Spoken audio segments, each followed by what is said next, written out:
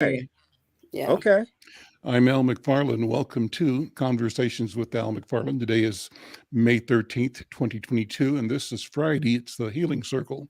Pleased to be here and pleased to have you along today. My co-pilot, co-host is here, Dr. Bravada, Garrett Akinsanya. She's the leader at Brakens Consulting and Psychological Services and the principal at the African American Child Wellness Institute. In disclosure, I serve as a board member and the board chair of the Institute. And in disclosure, I'm proud to say I call it a customer. She might call me a patient, but I get mental health services, excellent therapy on a weekly basis from one of her excellent therapists. And I am proud to recommend what I am doing to everybody. I think that we all need to find ways and resources and tools to help us navigate towards being our better and hopefully our best selves.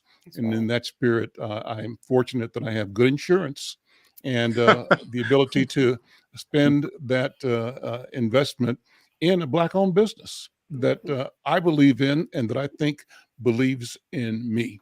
That's So my humanity and my dignity are not anything that I have to negotiate in this relationship.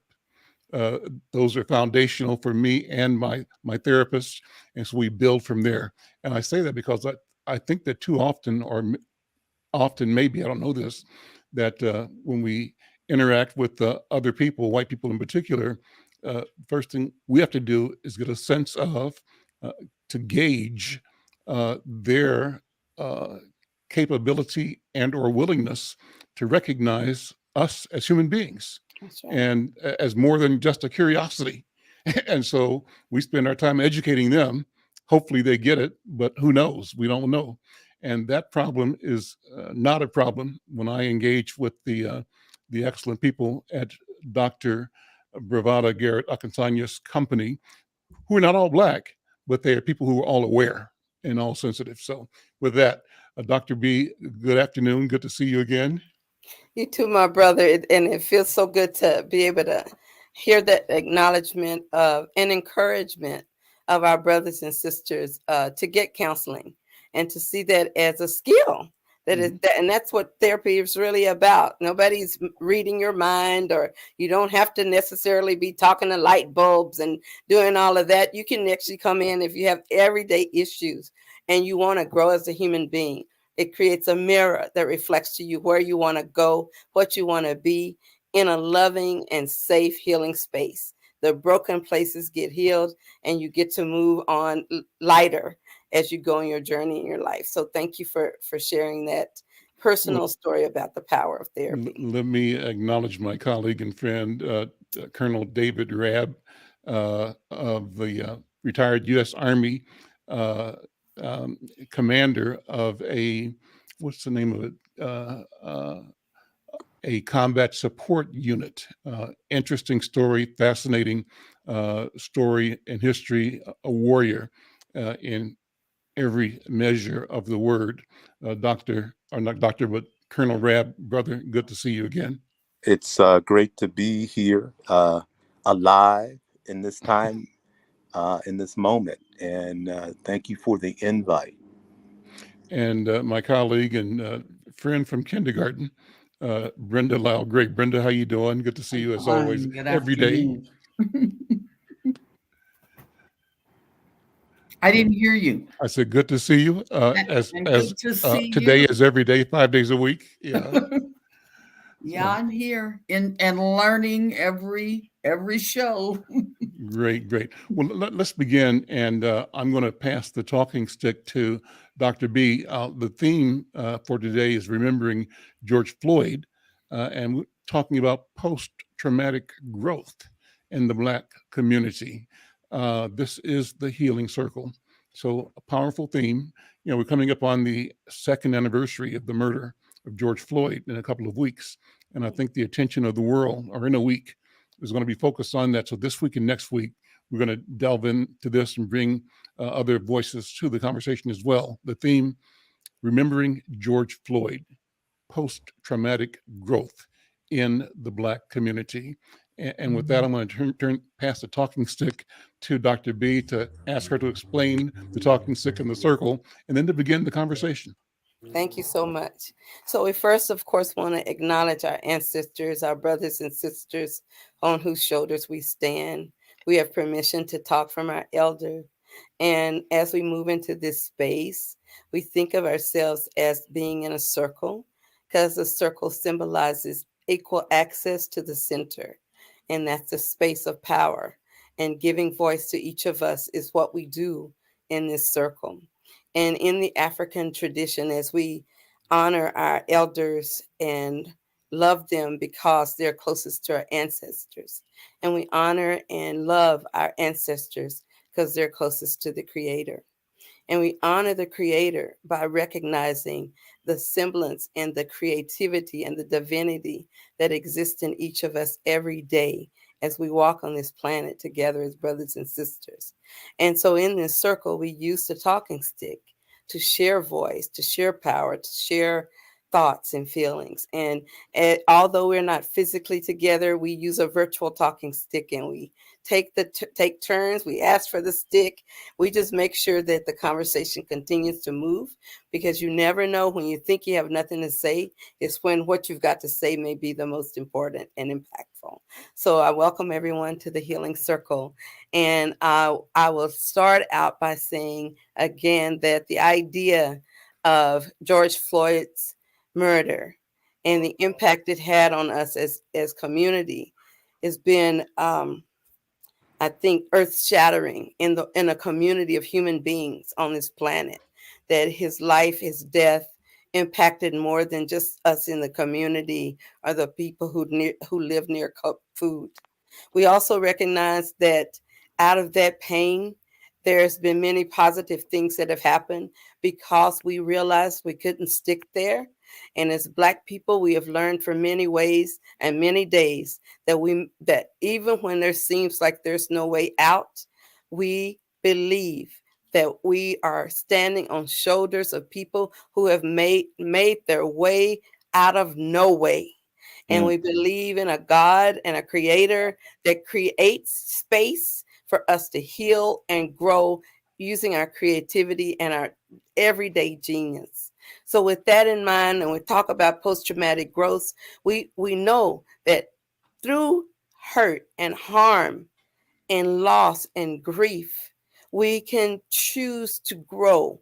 And in psychology, we use the word sublimation, and sublimation is a form of defense mechanism against pain. And when one sublimates their pain, they let that pain be the cause of a gain. That's what stimulates programs and creativity and mothers fighting back, like A Mother's Love and other organizations that grew out of that corporate, and I say corporate, pain that we all feel. And with that in hand, we're looking at how has this impacted us as individuals, as healers, as community, as parents. How has this pain healed us? And with that, I'll pass the talking stick to my brother, Colonel Rabb, who knows a lot about pain and a lot about healing. Thank you. Yeah, we all know a lot about pain, right? And my thought is that you got to go through it to get through it, right? And it's a process that we have gone through. What we're going through currently, it's a process. And for me, I was deeply affected by George Floyd's life and death, and it impacted me because I live in South Minneapolis. Well, at the time, I live in South Minneapolis, and so the area there, my family, and they grew up there, and it was a difficult time. It was a difficult those days, the day of, the day following. It was for me and my family was a struggle. Um, um, and the thing that I kept thinking is I got to keep moving forward. I got to keep throughout this crisis, throughout this hurt, throughout. I have to. It was for me. That's my automatic default, I guess. Is you got to keep your head up high, keep moving. That was my mama's theme, and it's still relevant today. Keep your head up, keep moving. And so when we were going through that horrible time 2 years ago, oh my, I had to pause. I had to react within my family. Everybody was impacted, right? Everybody. And the way that I processed it was that I had to do something. I'm a doer, right? And so actually, I went to where it was happening, and to see firsthand for myself what was going on, and being a part of that. Um, and I'm an old man. I'm an old warrior, right? And I thought to myself, I have to be here to bear witness to what is going on. And if I don't do anything, I need to show up and show support for what was going on. And thanks God, I acted on that because I was out there in the midst of the police officers, um, in the midst of the struggle of, and I saw firsthand people saying, no, not in my community, not in my community, not here, not now, no. And so historically, if we look back, that was an interesting time. The historically, because the Minneapolis Police Department was, going full speed, and they got stopped. And I was there to bear witness. I was right in the middle of all these people, and I was there to, by my presence, say no. And I was so proud of all the people that were there, uh, and and it was not just Black people. There was white people. I was surprised by that, right? There was a throng of people that stood up for justice and could say, "Stop! This is wrong." And I believe it was a good response. For me, I took photos, and now I can send you some of the photos Sure. Later today. But it was me. The reason why, what I felt was that I could be a witness.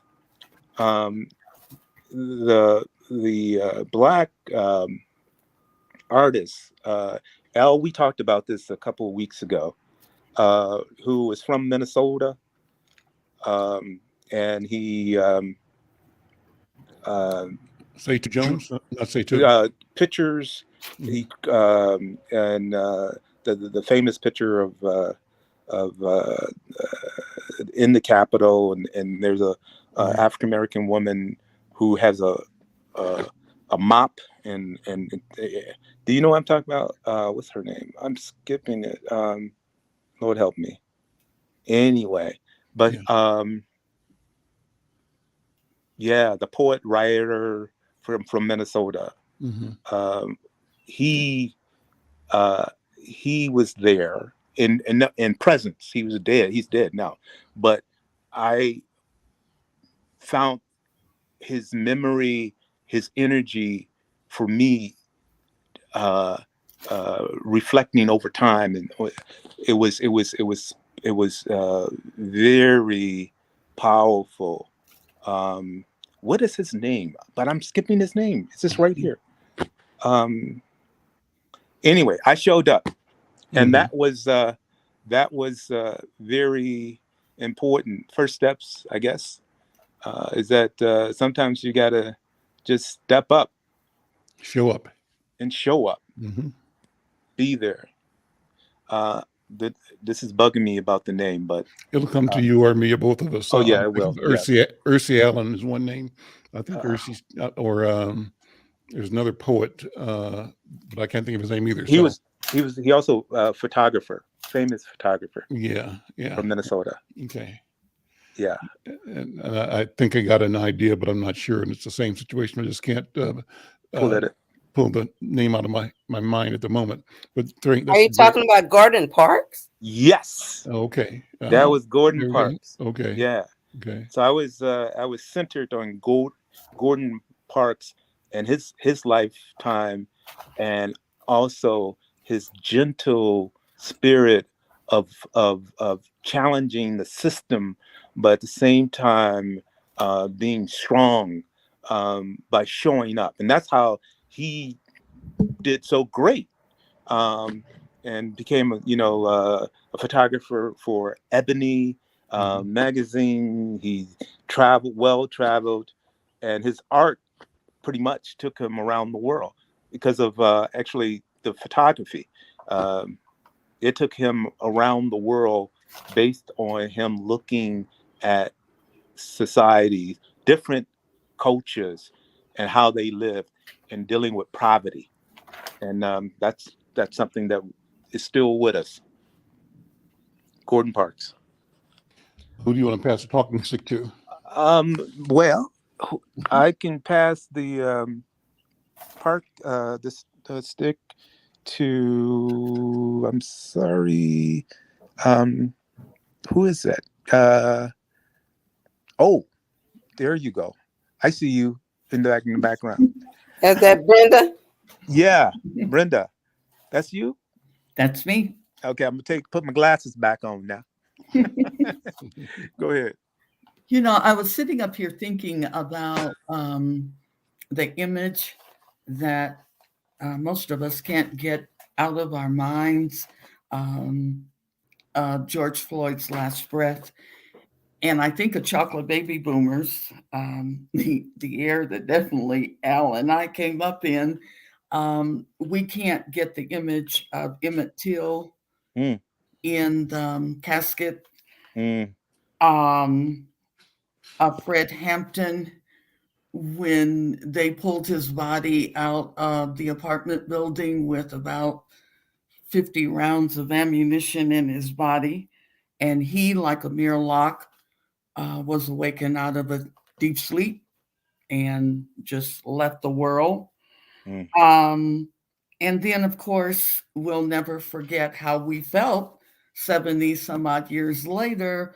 We're still feeling Martin Luther King.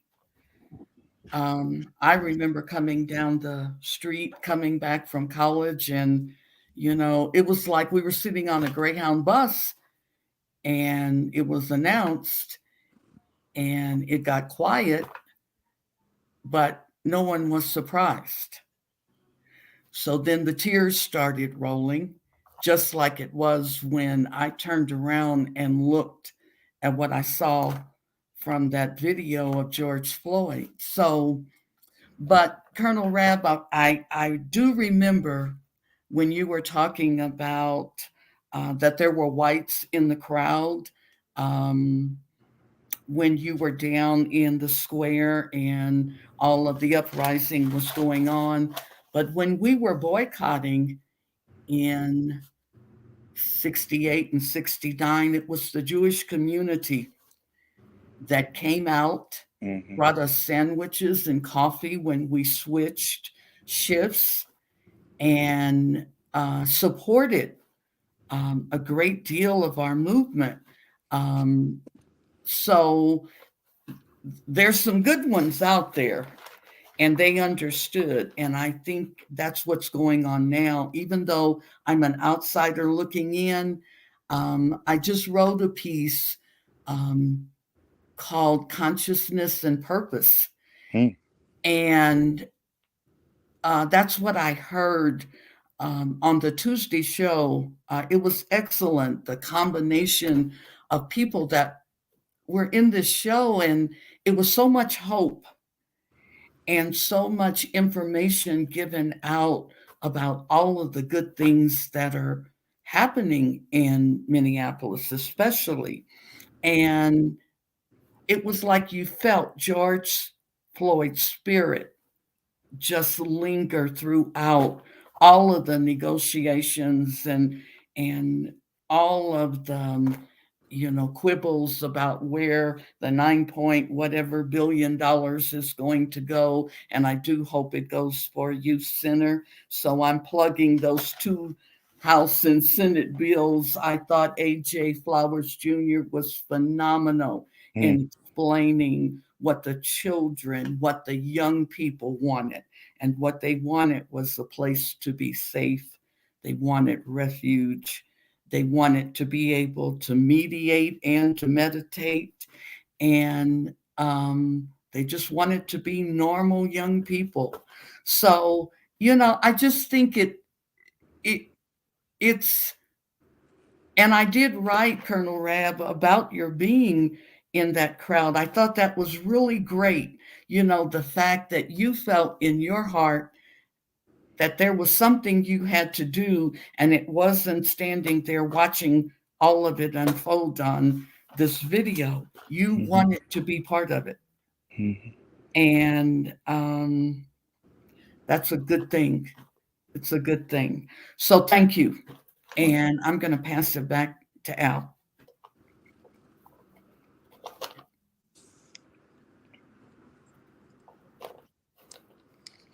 Mute, Al. Can't hear. Thank you. Thank you, Brenda. And thank you for the comments. And that's why I want to spend myself a minimal amount of time and pass this back to Dr. B. Dr. B, I love the title of today's program. And we're used to hearing about post-traumatic stress. You've proposed a conversation dealing with remembering George Floyd and looking at post-traumatic growth in the Black community. And when you told me that, I said, oh, holy Moses, what's that? What does it mean?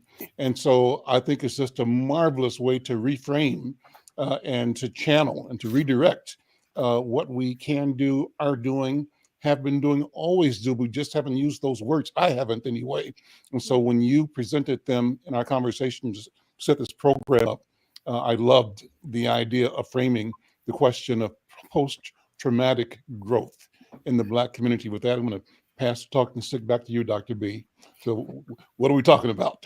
Well, as I began to talk about post-traumatic growth, I thought about the characteristics, and there's so much in line with resilience. And it's not just an internal one, but post-traumatic growth is an active process. Healing to me is an active process. You have to deliberately seek it. You have to deliberately set your mind to doing something that you think will contribute to your own healing and that of the people around you.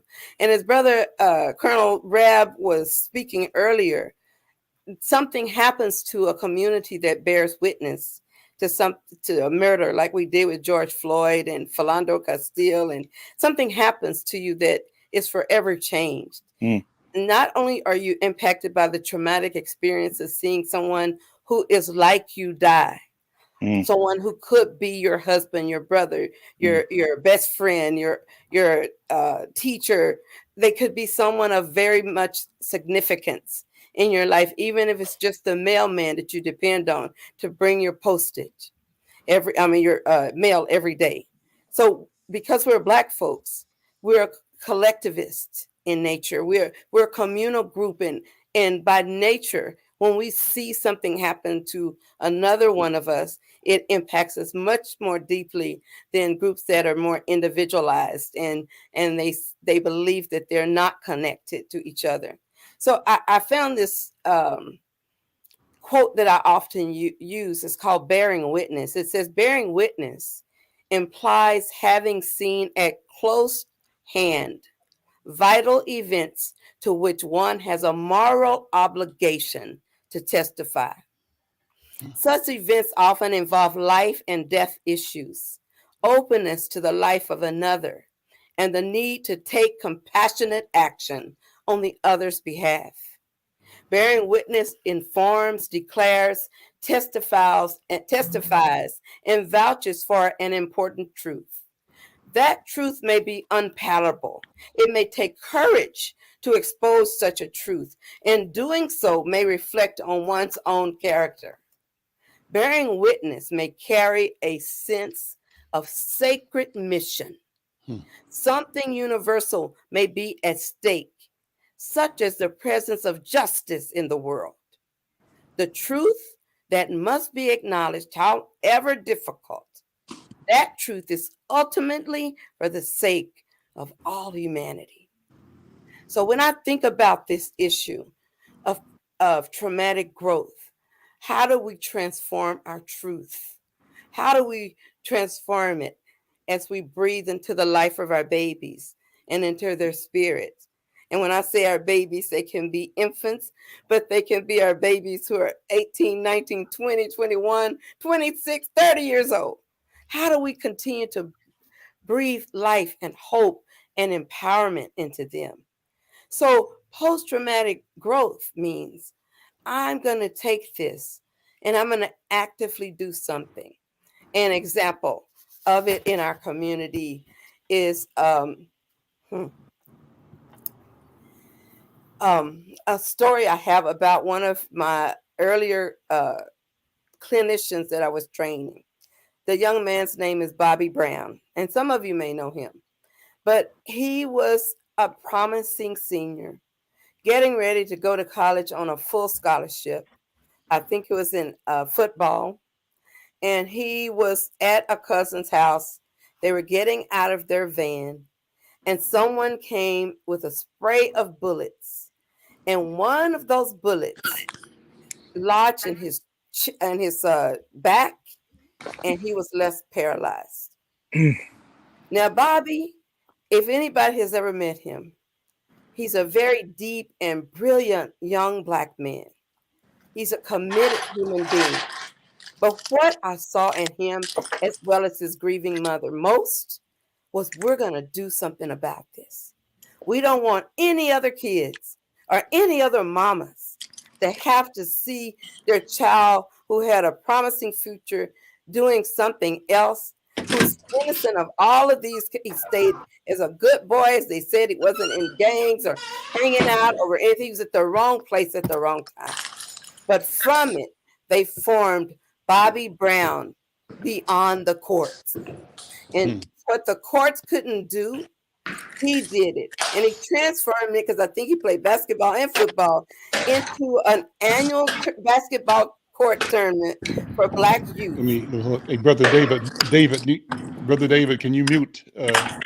I can hear, yeah. No, but we're hearing you.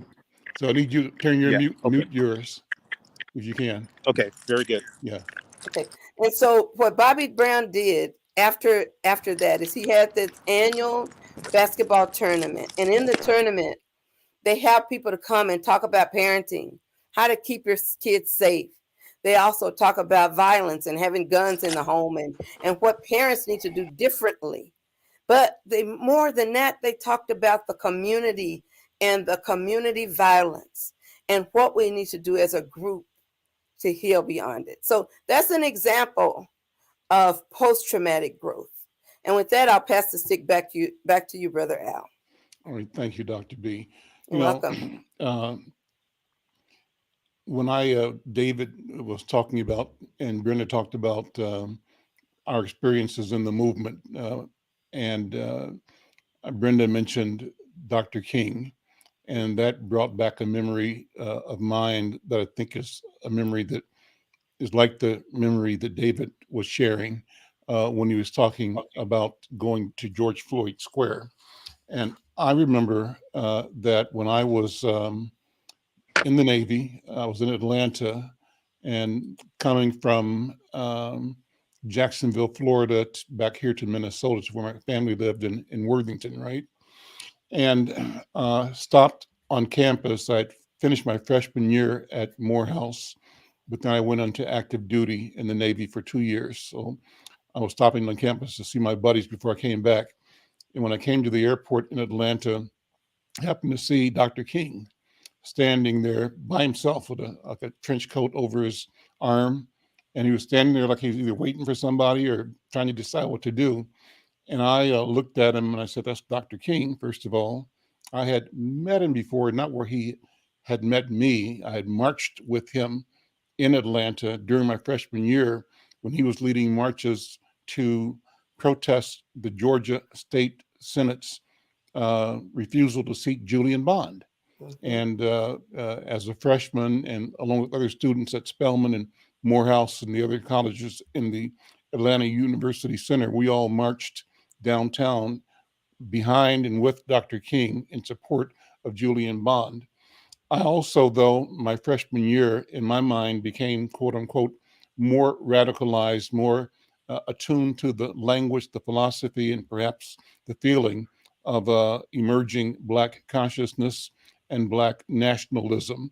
And so there was a part of me, because I was hanging out with the people who were at SNCC, Julian Bond among them, and the places I went to off campus after school and weekends were places where the SNCC workers would go and hang out when they came back after weekends, being in Lowndes County or in Plaquemine, Louisiana, Lowndes County, Alabama, where they were doing movement work. They'd come and take respite, take a break in Atlanta, not far from the Morehouse AU campus. So I had this year of experience listening to their stories, sitting as a kid, but listening to people who had been frontline in the movement. And all of us would come to a place called Canterbury House on the campus, like a Episcopal, I think it was, church-based place for students to gather. And as often as not, somebody who had been down in Lowndes County or Plaquemine or somewhere in outstate Georgia at a protest would, without announcing it, start singing one of the movement songs, "Oh, Freedom, Freedom Over Me," or singing "Ain't Gonna Let Nobody Turn Me Around." And once that person started, everybody was affected by the spirit that we all joined into. So that's the freshman year I had at Morehouse, and having went from there to actually fulfill an obligation I made previously to join the Navy that I was conflicted about, but I did it. And taking that leave, I was headed home and I saw him. So I said, "Should I speak to Dr. King?" Because in my mind now at 18, 19, I'm a militant, right? And he represented the old. But finally, good sense got the better of me. And I said, of course I should speak to him. And I walked to them with the appropriate humbleness and say, "Dr. King, my name is so-and-so. And I was a student at Morehouse and I marched with you." And he just looked and listened and said something. I'm not sure what he said, but it was gracious, like "Go in peace." It was what you'd expect him to say as an elder, as a leader, and as a guru. And he said that, and I walked away. And so, I'm glad I didn't get stuck on stupid and think that I was all of that so that I couldn't come and see this elder and, greet him with respect and, maybe get a blessing, right? Because that's what happened. And so the point I'm making in all this was that I left to go to Worthington, Minnesota for 2 weeks of leave.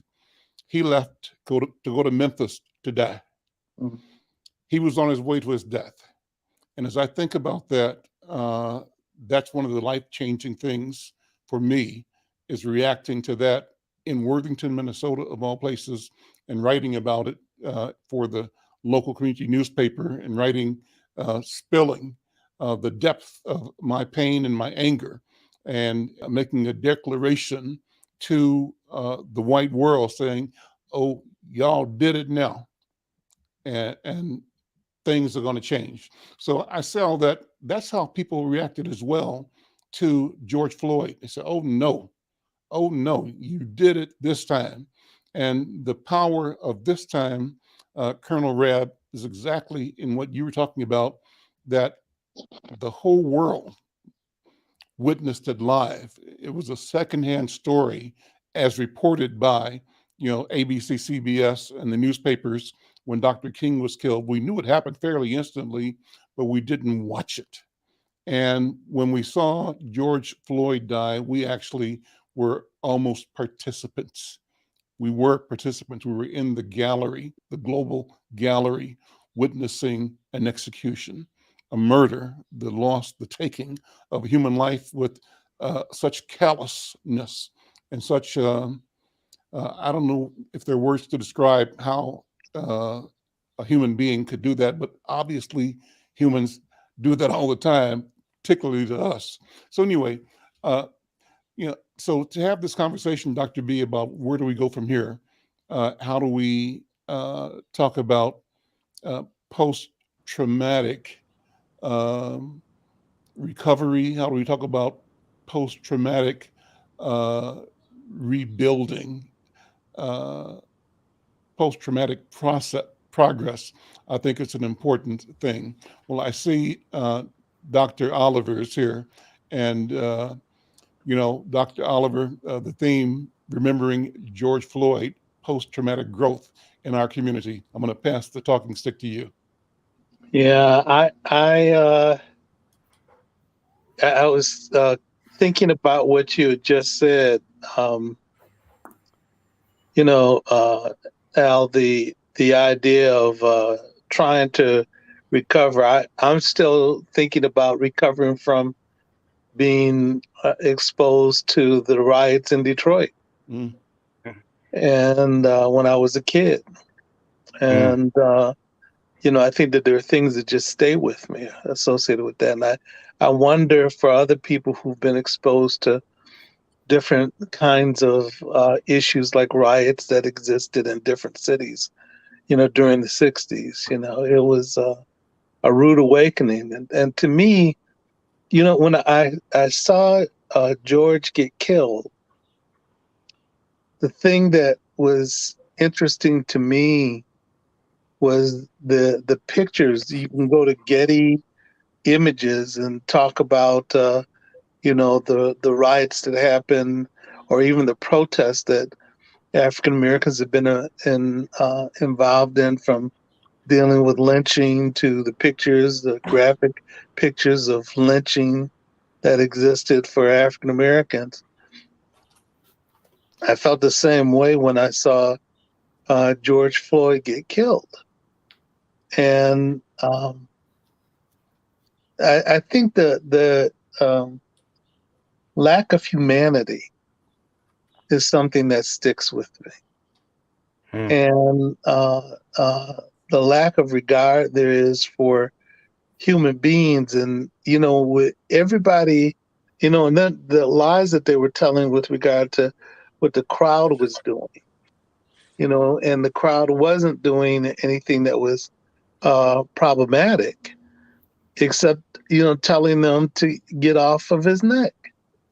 And the thing that was fascinating to me is, I think the crowd was trying to give them good advice. If they had listened to what the crowd had said, it would have saved them, a lot of grief. But they were so against humanity that, I'm trying to figure out, why would they think about justifying that behavior when they know that it was wrong? So I guess, man's inhumanity to man is the thing that I think about when I deal with the trauma associated with George Floyd, but also other events that have happened to our community. So I pass the talking stick back to Dr. B. Thank you, Dr. Williams. I appreciate it so much. And I'm just going to add a little bit more about post-traumatic growth and continue to take the stick around. We got time. When a person experiences post-traumatic growth, we see that there are about 5 different signs. One of the signs is the person has a greater appreciation of life. Another one is that they have stronger relationships with others. It makes you, when you see something like that, a lot of people just went home that night and they held their children tighter. They held their partners tighter. This and the relationship of knowing that they have each other was strengthened. It also leads to having an idea that there may be new possibilities in life, that it doesn't have to always be this way. Does it always have to be Black folks getting killed by policemen? How can we change that narrative and that experience? And then there's inherently some degree of personal growth or strength that is recognized in you that you didn't even realize you had at the moment. And that strength to move forward, to think of new solutions, to be the change that we want to see in the world, to quote Gandhi, to draw on everything in our very fiber that makes us know that we are powerful beyond measure and that we're here for a reason. And finally, that one links strongly to spiritual change. So when one who didn't really believe there is a God or believe that there is a connection between them and other human beings, that change in you makes you look for larger meaning in why things like that, those episodes take place, and what role you can play to impacting that meaning and creating something good out of something bad. And with that, I think I'll pass the talking stick to my sister Brenda. Thank you, Dr. B. I was thinking there was a comment by one of the young men with the Young People's Task Force, and he was mentioning the fact that all of this with George Floyd happened at a time where cities were going down in lockdown and people were at home, and there were more people watching this, and especially more white people watching it, than probably would have happened had the pandemic not begun at its early stages. So I thought that was interesting that a young person would observe that. And then I'm going to make mine quick. Your last comment, Dr. B, about spiritual growth. I've had 2 or 3 friends that have had COVID and very serious, one hospitalized. And they made a comment to me was, all you needed to do was to see a few miracles and you'll know that some divine connection is helping you along the way. So I'm going to pass it back to Colonel Rabb. Thank you, Brenda.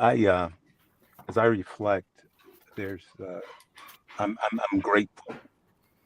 I'm just really grateful to be alive and to be in this moment that we are in, and as we discuss and create community continuously, because I believe we're tied into that continuum, and we were able to be part of it, and it's continuously a process as we move forward, and it's important. I believe, as Dr. B was saying, that we have to, look at our spiritual side,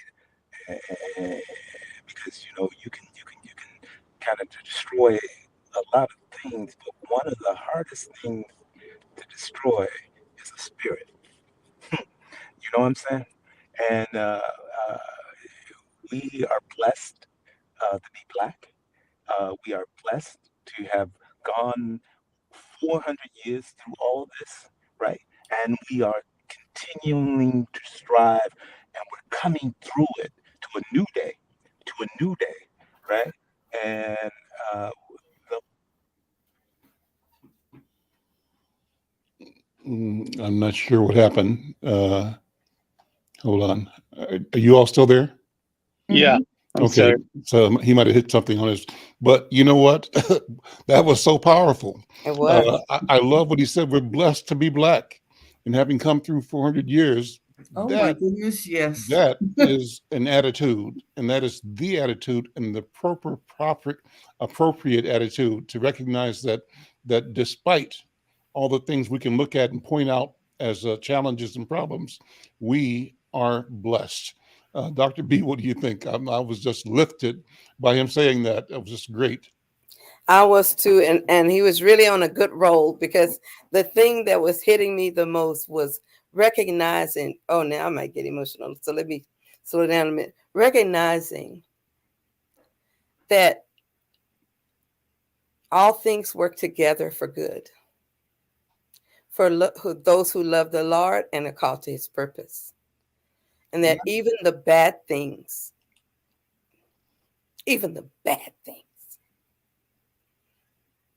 give us a sense of power and growth and acknowledgement and awareness that we are children of a living, not dead God.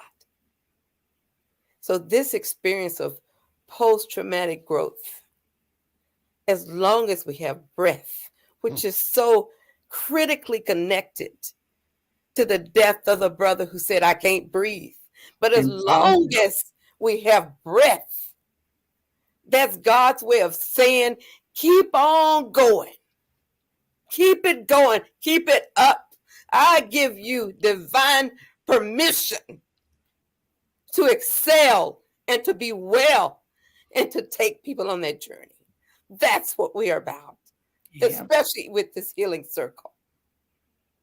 And I'll pass the stick to Brother Oliver.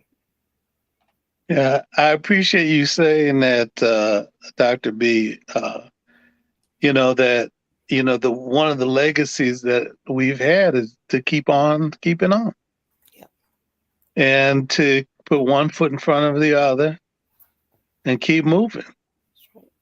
But for me, part of it is also the acknowledgement about, with regard to trauma, is the physiological reactions that our body has and emotional reactions. And every time that we see an experience in a community like that, and when we know that there's an injustice, there's a thing how our body is affected by it. But I think that is the message that we can't stop. We have to keep on keeping on. And, Al, hearing what you said with regard to your meeting Dr. King, I had a chance to sit at the feet of Stokely Carmichael 2 times when he came up to Michigan State, and each time I got a chance to run up to the front and then sit next to him and drink his wisdom. It was interesting. He didn't trust people who were sent there to try to mess with us, and so there were some white students that came in and acted like the event was for them. And he quickly corrected them and let them know who it was for. He was such a radical. Oh, no kidding. And not apologetic about it. No kidding. And that was something that was important for me to witness as a kid, too. And then, meeting, other people too who were, key. My mother was a big fan of Martin Luther King, and so she had all of his books, all of his albums. We listened to them. And it took me a minute before I could, because when I was a kid, people that were connected to Malcolm sometimes were people that, that character that Damon Wayans portrays when he's in prison. I knew a lot of people that were like that. But and so where Malcolm was very clear about what he was saying, but they were less clear. But he was a model for people to be exposed. But I always appreciated Martin, I think primarily because my mother was a big influence on me and what she exposed me to. And I think the other thing was that when people hate, you love. You know, the comment that he made, he says, if you go for eye for an eye, then both of you go blind because, you know, so, but I also appreciate what Malcolm said and how he stood strong and was an example for young Black men to consider, and how you have to hold your space in environments that try to take it away. That's right. And so that's, I think, the thing that I've learned too, and you have to hold steady. I think seeing my dad, you know, hold steady in environments that, you know, continue to try to minimize him. Yeah. But he wouldn't be minimized. He did his thing and took care of his family. Let me have the stick right back for a minute. And I know we're almost about to go out of time, but I just wanted to say this. You're bringing up memories of my own childhood. And I remember Stokely Carmichael and the brothers who were, and I had two brothers in Vietnam at the same time. And I remember people saying, we don't want to go. Hell no. And my little sister Lisa and I were going around the house chanting, we don't want to go. And we got in trouble because we did it at church. We said, we don't want to go. Hell no. And I think about that revolution, and I think about when I was in college and I met Martin Luther King's dad, and he came to our campus and we had dinner with him, and we were just asking him, how did you do it? What happened? He said, I taught my son to go to the top. Go to the top. If people can't do anything about it, don't talk, go on to the top. Wherever you need to make that change, just where you go. And he explained about formal and informal power, and that the top doesn't always look like the top. Right. So with that, I'm gonna shut up because we about to fool around and have revolution. I'm gonna turn it in to Brother McFarlane so he can take it on home.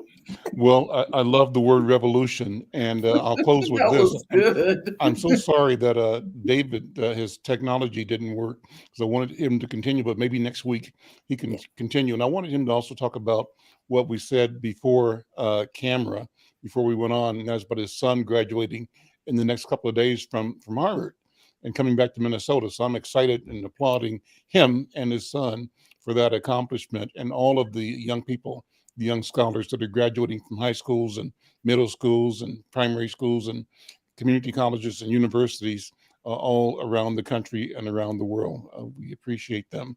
But when you said revolution, I brought to mind one of the books I've been reading, and it's called Resolutionaries. So twist on words, revolutionary. This is about my friend, I call him a friend, I haven't met him yet, but Ikwe Arma, one of his books, and he talked about wanting to be a revolutionary and kind of being set back or turned away from his entreaties to the people who were engaged in armed struggle in South Africa. And the sense I have in reading it is that he might have been an idealistic, young revolutionary to want to join the fight as an individual, but they have an organization, a system, an army, and a methodology that that they respect, that they relied upon in their ongoing multi-year, multifaceted struggle for liberation and independence from white supremacy in Southern and South Africa. And so at one point he decided that he would go back. He failed at his effort to become a revolutionary, but he went back to do what he'd been trained to do, and that's be a writer, an editor, and a translator. But over the years, then the knowledge and experience led him to rephrase, reframe, restate still what was genuine and necessary work. And he called it, in the name of this one book, The Resolutionaries. And so, Dr. B, we're talking about revolutionaries and resolutionaries, probably one and the same. I'm you Al go. McFarlane. We'll see you next time. Great. Take care. Great show. Thanks. Great show. Oh, There we go. That was cool. Good. Thank you, Dr. B. You're welcome, brother. Awesome. I think it Thank was you for good. bringing Okay. it. All Well, right. Take care. okay. See you later. Bye. Bye-bye.